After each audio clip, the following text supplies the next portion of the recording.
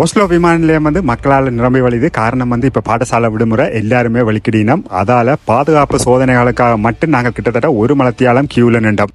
விடுதியை 12 மணிக்கு check out பண்ணிட்டு வெளியில பக்கத்திலேயே நடந்து வந்தா ஒரு புகையிரத நிலையம் ஒன்று இருக்குது. அதுல தொடர் எடுத்தா நேர அப்படியே விமான நிலையத்துக்கு வரும் 20-25 நிமிஷத்துல. இந்த இலங்கை கடவுச்சீட்டோட எங்க போனாலும் பிரச்சனை, சந்தேகம் இல்லாட்டிலும் சும்மா 3-4 தரம் திருப்பி பாப்பானுகள் இந்த கடவுச்சீட்டை கொண்டு போனா.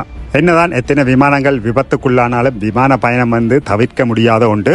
வளமை போலவே நானும் வேலைக்கே விமான நிலையத்துக்கு வந்துட்டேன். நான் எப்பவுமே ஒரு 3 மலத்தியாலத்துக்கு முன்னுக்கே விமான நிலையத்துக்கு வந்துடுவேன். காரணம் இந்த ஸ்ட்ரெஸ் இல்லாம வடிவா ஆறுதலா பயணிக்கிறதுக்கு நீங்க அப்படியான ஒரு நேரத்துக்கு வந்தீங்கன்றதான் சரியா இருக்கும். ஓஸ்லோவில இருந்து பின்லாந்தின் தலைநகரம் ஹெல்சிங்கிக்கு தான் பயணம்.